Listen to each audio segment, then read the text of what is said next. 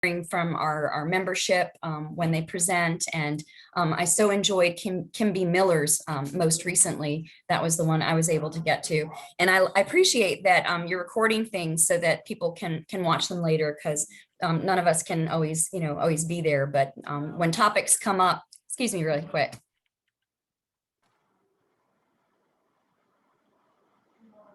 I was just letting my people know that they needed to be quiet. My family's like the barking dog today. But I love them so much. And we're all here in this one little hotel room for another 20 minutes until they skedaddle on and save me a seat. Anyway, I forgot what I was saying, but I'm sure it was good. So let's get started right away with voice. I have a couple of slides to share with you, and I will finagle that right now. Oh, I don't have screen sharing rights. Can you give me those? Yep, I can. Thank you.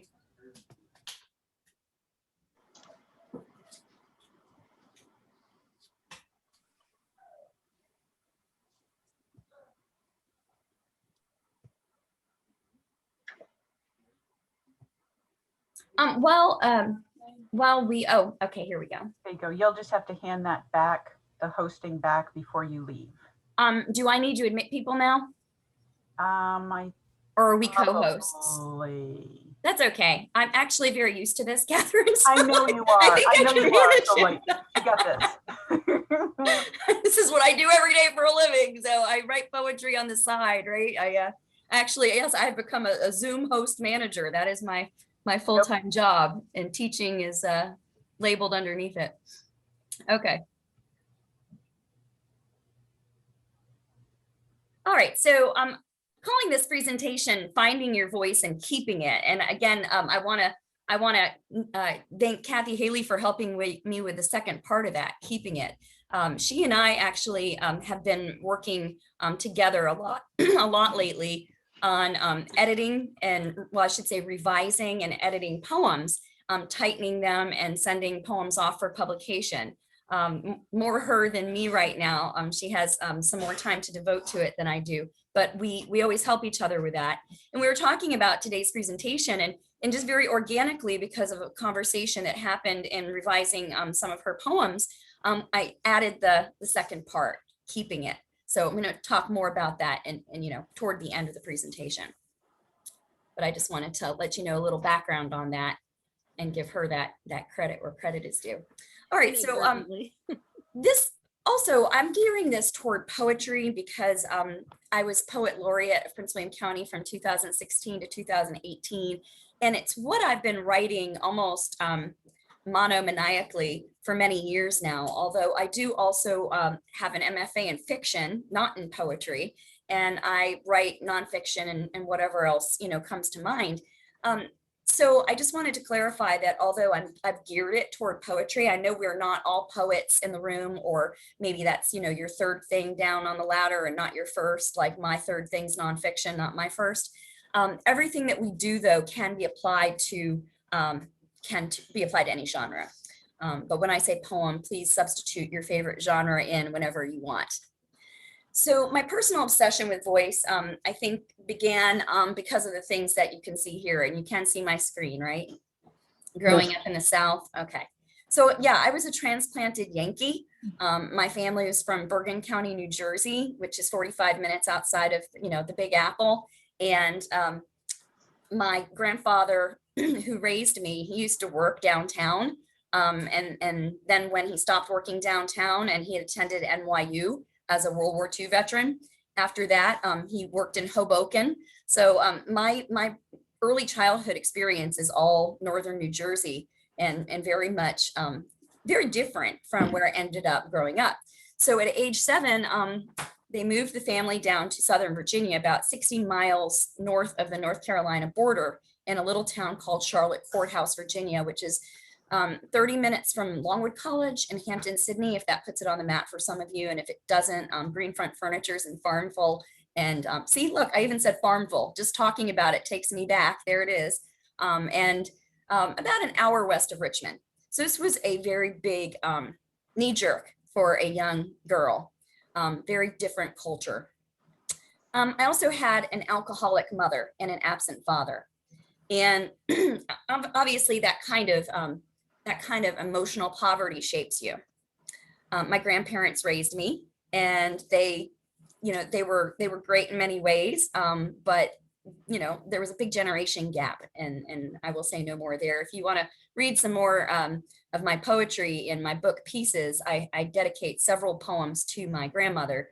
She was definitely a demanding person who didn't really know how to show her love if she wasn't putting her boot up your butt. So I have some of her qualities, and I hope I have softened most of them, because she was really hard to grow up with. I lived in a very small town, as I mentioned, and in that small town, there was this strange trifecta of race, religion, and gender. All those things you're not allowed to talk about at the Thanksgiving table, right? So I talk about them in my writing, and nobody can stop me. And thank you, John Dutton, because in his open mic Spilled Ink, I began to speak my truth out loud to people.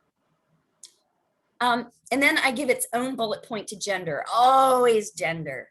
Being a girl, becoming a woman, questioning what it meant to be a lady, especially a Southern lady. And if we have any Southern ladies here, you know what I mean. So I write a lot of feminist poetry. And it took me a long time to be able to say the word feminist without wondering if somebody was going to, knock me over if I said it, because it was not a welcome world in my experience growing up.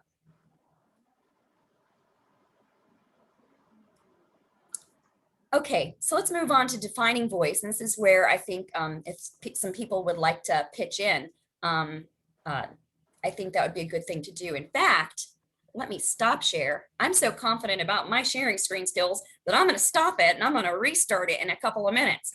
Okay. So anyway, I told you this is what I do every day. I didn't want you to see the answer key, okay? I wanted to hear what you had to say about voice first. I wanted to give you an opportunity to share what you thought. And we had, Catherine led a wonderful workshop back in the fall. I remember it clear as day. It was a beautiful day. I got to sit outside on my porch for part of it. And Catherine talked about voice back then. And I wanted to continue that conversation. And that's how she came to ask me to do this today. So I know you've got some good ideas, and let's just kind of bounce them around and hear from you guys. What would you say voice is in writing? What's important to you when you establish your voice in your writing, or how would you define it? Just unmute and Well, I hope talk. you're not asking me, because I don't have my notes in front of me, so I forget what I said. Oh, I'm glad it made an impression, though. it sure did. I know when I think of voice, I have to get in this writing zone, and it is getting to my core self. It is getting back to core values, and this is so strange. It comes from a certain part of my head. Like, I know when I am in my voice, and it's like right here. Like, I literally can feel it as I'm writing it. It's a physical reaction, and it comes from a synthesis of years of your experience and how you perceive the world, and kind of putting that together into your writing. That's the best that I can describe it as from a personal level. I love everything you said, and it must be very close to what you said last fall, because I had the same visceral reaction to it, Catherine. So yeah, I think so too. And I really particularly like what you said about, I know when I'm writing with my voice. I think that what happens to most of us as writers, though, is that one of two things. Either we lose that sense of knowing when we're writing in our voice, or rather, no, we never lose that, excuse me. Sometimes we lose the sense of not knowing, or rather knowing when we're not writing in our voice. It took me a while to get to that. So, and that's actually goes back to the conversation that Kathy and I were having about revision. Sometimes we are trying to follow the advice of so many different people, right? It could be our writer friends, our writers group. It could be books we've read, workshops like this. It could be things we've seen in interviews, something we admire about a favorite writer, and it all gets in our head. And I think this especially happens when we're doing something very structured. So closed form poems, for example, or if you're writing for a very particular audience, if you're writing, nonfiction for a very particular audience, I think that it's more likely to happen. I won't speak to fiction for it right now because nothing's coming to my mind, but I'm sure it happens there too. And basically, it's when we're not true to ourselves. It's when we doubt what was in our first draft and we're maybe over revising, or when we are, again, taking on what somebody else would say or do, but it isn't really, like, maybe it's more academic and we think, oh, it must be better, it's more academic. And I think I'm here to tell you, no, I don't think so. Again, it's one woman's opinion, but I don't think it's better because it's more academic. I think it's better when it's your voice. What just happened? Did something get unplugged? Hello? You're still Oh, there. you're okay. Okay. My video went away. That never happens at school. Okay, probably a good thing too. All right, anyway, I think it had something to do with, I don't know. Anyway, my husband walked back there. I got nervous. My husband walked back there. That's my husband. Okay. So when we, actually, that's a good analogy. When we get nervous, just like I did presenting there because something happened and I couldn't see you. I think when we lose a little bit of our confidence as writers, that's when we also lose our voice. I'm kind of glad that happened. Thank you, universe, because that's a really good analogy. When we get nervous about something in our writing, I think that's when we start to lose our voice. Just like I got nervous because I didn't know what happened to that Zoom. Yeah. Okay. So voice is empowering for me. And that's why I feel so passionate about presenting workshops on it, because it's about confidence, because it's about owning who you are, even in those times when you falter, like I just did. And then recovering in part due to the tribe. You all just said, no, you're there, you're fine. So maybe that's also a part of what we want to learn from each other about voice, that if we do share our voice with somebody in what we're writing and we don't fall in a soft place, as Dr. Phil calls it, that we go looking for our other soft places, because there will be places where we will be received. And if we have to look a little bit farther to find them, that's okay. Did anybody else want to add something to the conversation on voice before I share what two of my favorite poets say about it? Well, I actually am a novelist. I write science fiction and fantasy primarily. And I cannot tell you how important voice is in that context, because it actually has multiple dimensions, because a novel itself has its own voice as it proceeds throughout. I, as an author, my voice conveys through the novel as a whole. But I also have to think about character differentiation by use of voice, because having different characters and making sure that you're consistent and that you're realistic and that you are interesting with the variations of voice, it's very important for character development when you're writing novels that are 300 or 400 pages. And I can't tell you how important voice is. So I think that is a lot different challenge than poetry, which is your own personal voice. So it's really important, the topic in general, for fiction as well as for poetry. Yes, and for novels, thank you for reminding me. It's been a long time since I wrote fiction intensively. So the first thing that comes to my mind is no longer advice for fiction, but you just hit it spot on, Martin. When you are developing those voices of your characters, you have to keep those consistent and they have to be so distinct from one another. And this is one of the biggest things that young writers don't know, and why their characters aren't alive, and why you don't care when the zombie finally gets them at the end, because that's what a lot of my middle schoolers write about, the zombie apocalypse. You just don't care because they haven't defined that voice, because they're not real characters. So at the same time that you were speaking, somebody else was going ahead. So who else wanted to pitch in their ideas? I was just going to say I agree with. I saw Susan Bardenhagen made a comment, but the style, and voice, I guess, depends on genre. I have a much easier time with portraying my voice in poetry, then, you know, I've started about 4 novels and stopped, because I feel that I lose my voice at some point in the writing, or then I think to your point, I lose confidence in my writing at a certain point, and then I start going back and trying to edit and trying to find my voice again. So, you know, I think because I maybe have a better comfort level with poetry, I can find my voice a little more there than I can in writing a novel. Thank you for that, Zach. And I think that that's how I found myself back in poetry, is because of exactly what you've experienced. So I have written a manuscript, and, you know, I've got a novel in the drawer, like a lot of us probably do. Even though that's what I studied in my MFA was fiction, I think that I found more confidence in my voice as a poet. I really do. And so I think that's one of the reasons why I've stayed there so long. In addition to the fact that, as Lucille Clifton said, when somebody asked her how she was so prolific as, you know, also as a full-time mother, she said, well, I just write shorter poems. And I think that poems being shorter in the first place were also a way that I could, you know, manage both of my lives, or all 3 of my lives: my professional life as a teacher, and then my full-time life as a mother and a wife, and then my writing life, which is so important to me that, you know, I'd like it to take up as much room as it can, which is clear that I'm, you know, doing this on the day of my niece's wedding. I just need to make sure I don't walk in at the same time she is, right? Better not to show up at all.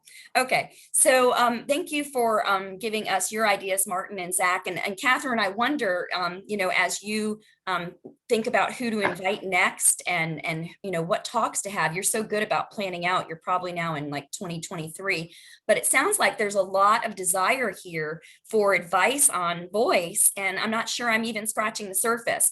And I wonder if it would be more helpful to people if, you know, for future workshops, we break it down, and we have one that's on fiction, and we have one that's exclusively for poetry, and we I think yours was nonfiction last fall, Catherine. I did nonfiction, yeah. Yeah. So, you know, maybe you've covered that, and we really just need the fiction and the poetry, and I'm trying to do too much here and not accomplishing either.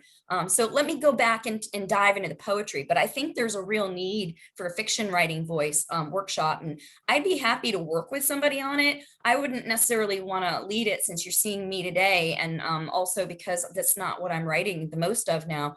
But I do know something about it, and I would love the opportunity to work with somebody if you didn't want to do it on your own. Oh, But I if love anybody that. here wants to do it on their own, I would certainly love to attend yours, because fiction for me is something I want to get back into, and I don't feel I have time for it right now. And I'm I also love just that. not Yeah, let's do desirous. Say, Catherine? I'd love to do it. We'll connect. Okay. All right, super. So I'm going to go back to my shared screen, and 2 of my favorite poets are Kim Adonisio and Billy Collins. And I discovered them at Dodge Poetry Festival in New Jersey, going back to my roots. And that's my prompts page, sorry. Did that. Here we go. Kim Adonisio says that the speaker is the bridge between the poem's experience and the reader. And similar to language, when it works best, it becomes invisible. Now, again, not to try to do 2 things at once and do them both poorly, but I think this is also true for fiction, and I hope Martin agrees. We could say the speaker is the bridge between the novel's experience and the reader, and similar to language, when it works best, it becomes invisible, cemented to part and particle of the novel's experience. I think both of these are still general enough to be true. So think of that as the bridge, okay? And then she goes on to say, tone of voice is responsible for creating trust. And if you walk away without anything else today, I want you to walk away with that. That really, voice is about trust. And that it's responsible for creating that trust between the reader and the speaker, and seducing the reader to lose him or herself in the experience. And that's what we do in a good book as well, isn't it? It is responsible for letting a reader be enraptured by the writing. You know, I can't help but think of William Faulkner, who's one of my favorite novelists. And he just, boy, did he ever have a gift for voice, didn't he? And I think he did a lot of what you were talking about, Martin, although he did it quite, quite differently, dividing his book, for example, which one am I thinking about? The Sound and the Fury, into 3 sections, and having such distinct and believable and moving voices for each section. If you've never read that and you want to challenge, on your Friday evening, that's a great book. So is As I Lay Dying, which is much shorter and perhaps, more approachable if you're a busy person and missed it on your, college reading list or whatever. But I think that he really captures voice so well, and because of course he does it in a very he does do it in a sort of academic way. And I was just saying, watch your, don't be too academic. But I think he's doing it because the characters are believable and he creates that trust. I think that's what made me think of him. When it counts most in Benji's section, he's not academic at all. Thank you. That's true. He's not. Every single rule of grammar is broken because that's how Benji thinks. Yes. She goes on to quote Billy Collins, who concurs that voice is the modern day trust. And I was lucky enough to hear Billy Collins say this. I attended one of his sessions that was all about this, that it's the modern day trust between a reader and a writer ever since Walt Whitman created free verse. And Billy Collins he has such wonderful voice in his poems. Recommend obviously both of these poets, even if you're not a poet yourself. It's just such great poetry. But Billy Collins is not really, I would say he's not the biggest fan of free verse. That's what I took away from his workshop. He respects it and he does write in it, but he really believes that poetry should be musical. And he thinks we lost an awful lot when we went away from rhyme and meter in the late 19th century and on. So he's got a classical, thread running through him that makes me trust him even more when he talks about how I should improve my poems or my writing because of that. So I want to share what he said here, and I know it's really fine print, but I'm going to pick up parts of it and not read all of it to you. Once Walt Whitman, and this is Billy Collins. Once Walt Whitman demonstrated that poetry in English could get along without a standard meter and end rhyme, poetry began to lose that familiar gait and musical jauntiness that listeners and readers had come to identify with it. But poetry also lost something more, a trust system. Okay. And that's because we knew what to expect once we got to the end of, the 4 lines, because we knew they'd repeat, right? And he went on to say that whatever emotional or intellectual demands a poem placed on the reader, at least the reader could put trust in the poet's implicit promise to keep up a tempo and maintain a sound pattern. It is the same promise that's made to the listeners of popular songs. And then he says, what has become that trust today, if anything? And he goes on to say that although it may be a vague substitute, the answer is probably the tone of voice. And he goes on to say, I come to trust or distrust the authority of the poem after reading just a few lines. Do I hear a voice that's making reasonable claims for itself? Usually a first person voice speaking fallibly. I think that's important too. But honestly, or does the poem begin with a grandiose pronouncement, a riddle, or an intimate confession foisted on me by a stranger, kind of like I did with my second slide? Tone may be the most elusive aspect of written language, but our ears instantly recognize words that sound authentic and words that ring false. And that's what we all need to cultivate and maintain and improve as writers, is our ability to recognize words that sound authentic and words that ring false. This is the single biggest difference between my writing today and my writing 10 years ago. And goodness gracious, before that, I had no idea. The character of the speaker's voice, he goes on to say, played an indescribable but essential role in the making of the 2 piles that I mentioned, one much taller than the other. And he's talking about being a contest reviewer. And I thought that you guys might appreciate that as well, since we all want to keep publishing and, bigger and better places. Well, when Billy Collins is the reader for a poetry contest, and he's telling us how he decides, that these are the ones I'm going to keep and look at again, and these are the ones I'm not, I would trust him. I'd also trust him because I met him and he once asked me how to get from one building to another in at the festival. So he's such an everyday guy.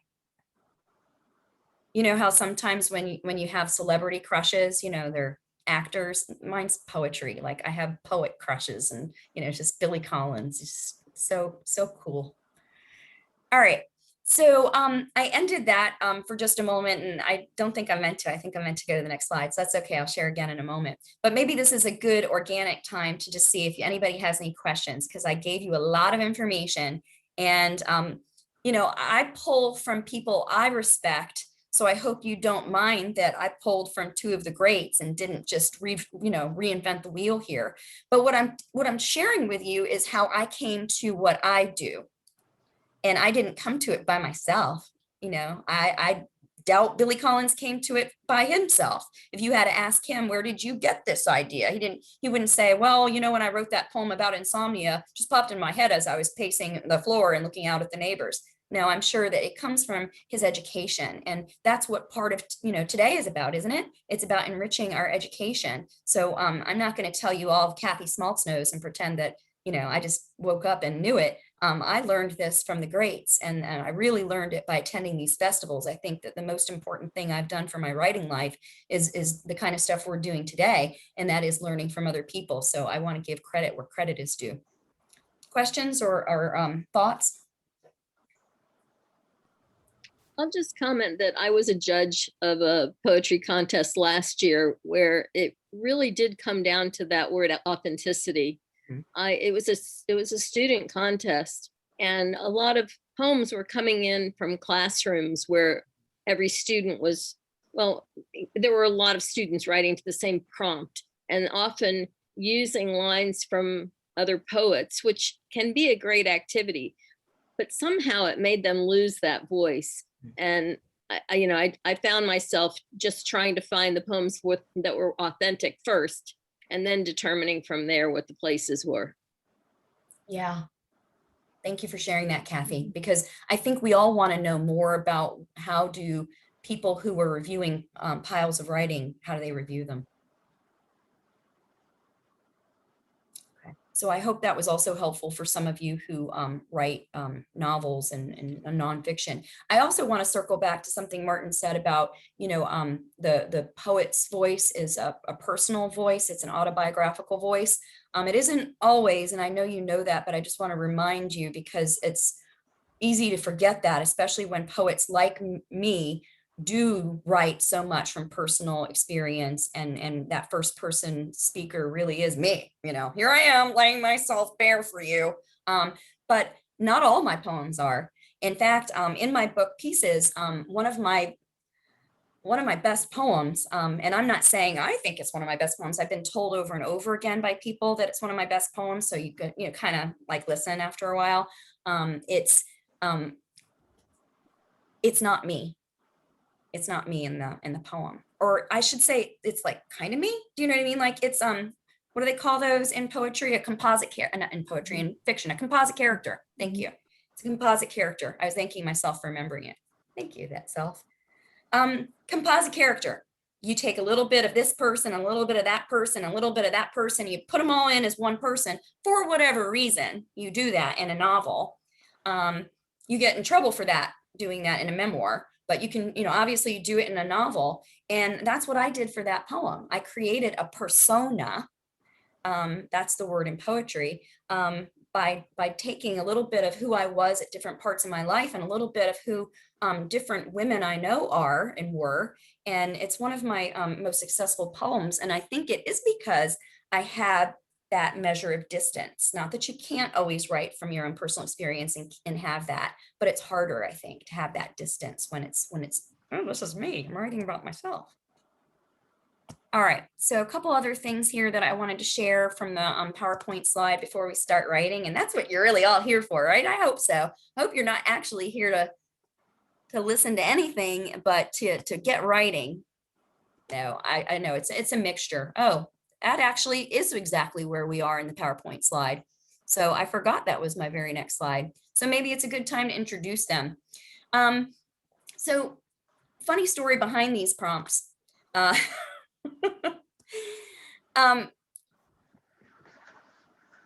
I'm not gonna lie, I made them up this morning.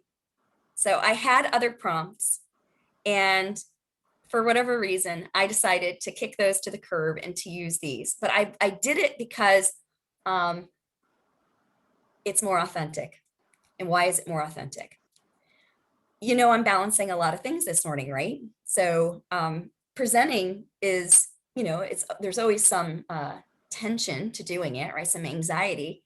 But when I was walking around getting ready this morning, I was like, I hope this all goes well. I don't have my normal background and blah, blah, blah, blah. And I'm thinking all these things to myself. And of course, I need my coffee. I don't know if I'm the only one here who needs her coffee in the morning. And I've got this little Keurig, and I don't know how to work it yet. And this line came to me, and it was, nobody makes coffee anymore. And I heard it, and I was like, oh, I got to share that with my friends at Right by the Rails. I got to share that. This is better than what I was going to share, because it's more authentic, because it's what was going through my head in a moment of concern, anxiety. I think that if we listen to those voices, they can become our fiction characters. I think if we listen to those voices where, as Catherine said, I know when I'm writing with my voice. Well, of course you do, because your voice won't shut up.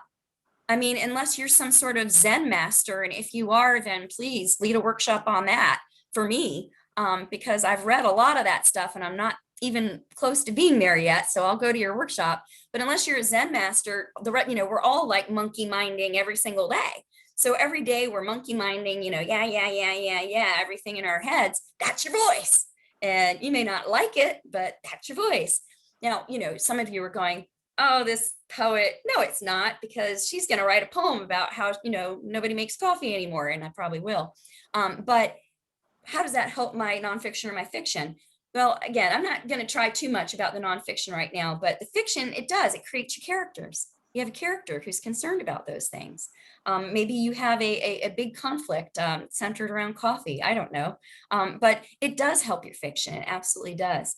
And you know what? I just thought of how it helps your nonfiction too. I used to have a blog on Bristow Beat, and it was a mom blog. I loved doing it, because it was just so much fun for me to be able to reflect on my life as a mom and share it with local readers. And, I would take things all the time that popped into my head that's my voice. And I would start off my piece with it. So if you're writing creative nonfiction, this has a very strong connection as well. Now, if you're writing, again, something very specific for a specific audience, like a speech, then I think that deserves its own separate workshop. And I think it's a little different. Okay, so I'm going to see if anybody has any questions, and I'm going to leave you with these prompts, and I'm going to leave you in the capable hands of Kathy Haley, who was, she was in Northern Virginia Writing Project before I was, and I learned a lot of what I do from her. So I know she's going to time things and get you sharing. So questions? Yeah, just for a clarification, your are intending to be for people to fill in the blank. Is that correct? Yeah. So nobody makes, and in parentheses, if you want to use coffee, go for it, but you can do anything there, right? Nobody makes blank anymore. Nobody makes blank anymore. It can be anything. It can be an abstract concept. Mm-hmm. It can be, a swing, an old-fashioned wooden swing. That just popped into my head out of nowhere. Yeah, so it could be a phrase. It doesn't have to be a single word. So making something from scratch, maybe, or other ideas that absolutely. In other words, the answer is it's fine if you think of something that seems to stray initially from the exactness of the prompt. Exactly. Yes. Thanks for asking that, Kathy. Mm-hmm. And then I've grouped these actually in such a way that you can use them separately. So you can start something with then I saw, any genre you want, or you can use them together, which is how they came to me, because I'm thinking in terms of poetry or short nonfiction pieces where you have a turn or a so what realization, an epiphany, obviously in a novel that comes either throughout or more, after your hundreds of pages.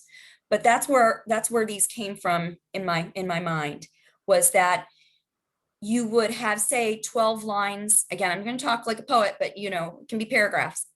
You can have 12 lines of a poem, starting with nobody makes blank anymore, and then have your turn. Then I saw, maybe you saw the old one swing. Okay. And then the other prompts. This is the problem with, and you can see where a small space came from. This is the problem with a small space, I thought frantically this morning.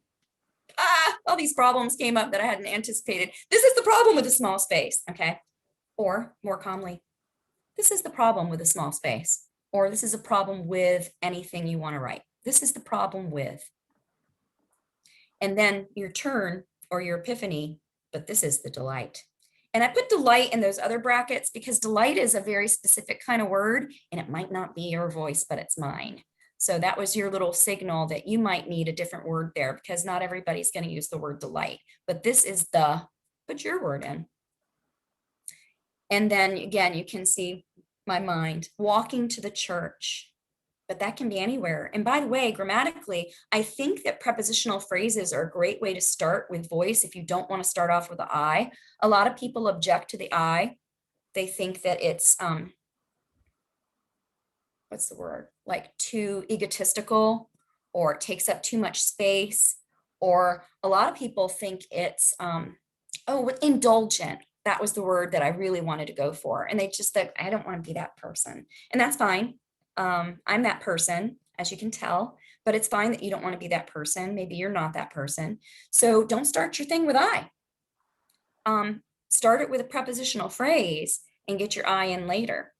And if you don't want to have an I at all, you can do voice in a third person.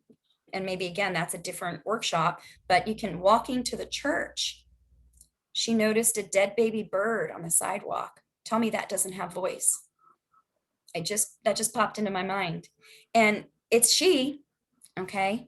But it's because of what she's noticing that creates the voice, because not everybody would notice the dead baby bird. It's true. Some people would walk right by and not see the sad, gross thing on the sidewalk. Okay, so when you have a character do something, that is what is making decisions and informing decisions about voice. So it can absolutely be done in a third person. That's how we create it there.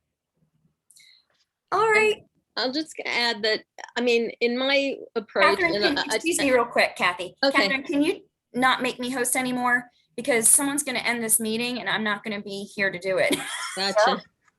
So to get the prompts, Kathy Haley, do you have those? No, she doesn't. I can send them to her real quick, but maybe I can just copy and paste them. No, I can't. I'll just send them to you, Kath. Okay. Yeah, and you can copy and paste them in the chat. Well, that would be fastest. Oh. That also works. Yeah, I think I might be able to do that actually.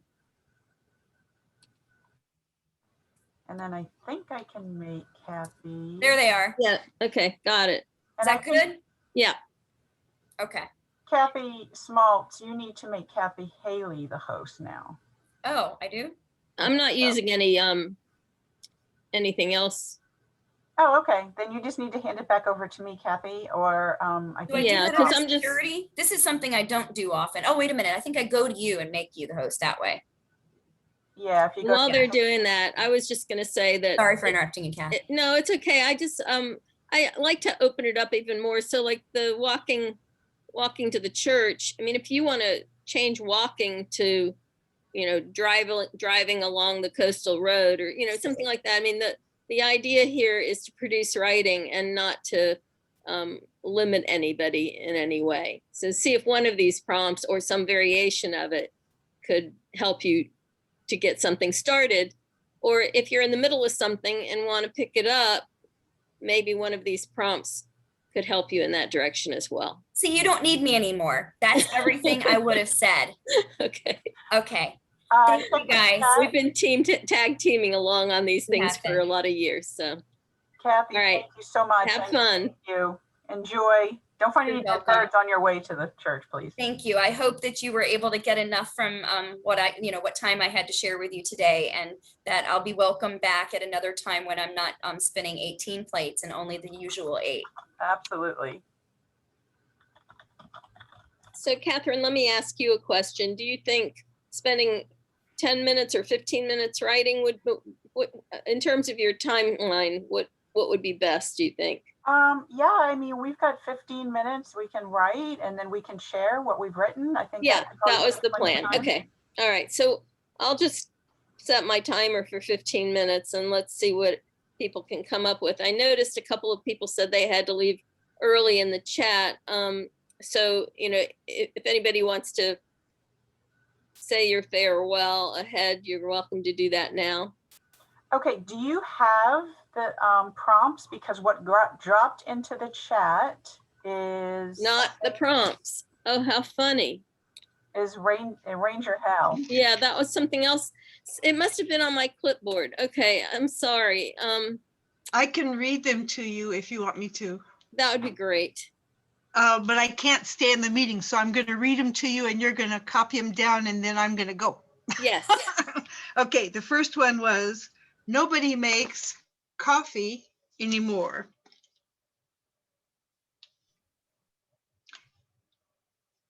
The second one is, then I saw.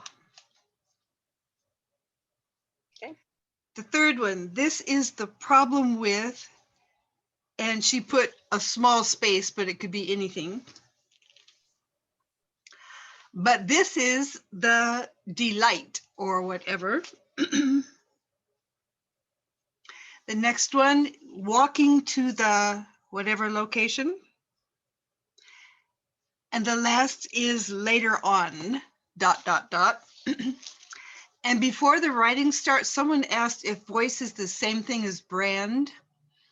And my thought about that is that if you were doing poetry such as our speaker was, that's personal and from her point of view, then it can be brand. But if you do what I do, I speak street, I speak boardroom, I speak a whole bunch of stuff in between. And that would not be a brand except as multifaceted, but no one voice is the brand. Okay, I gotta go to another Zoom meeting and I'm so happy to see you. And Kathy, get in touch with me, Kathy Sobrio, sometime so we can catch up. I know her from holistic healing, not writing. So now I'm really curious. Very nice. Okay, bye people. Bye-bye. Thank you for helping us out. Sure, bye. Bye-bye. All right, was everybody able to get those? Yep. Okay. And again, you know, let it be open. Okay, so you're going to set the timer and Yeah, tell us when we need to stop. sounds good. All right, thanks.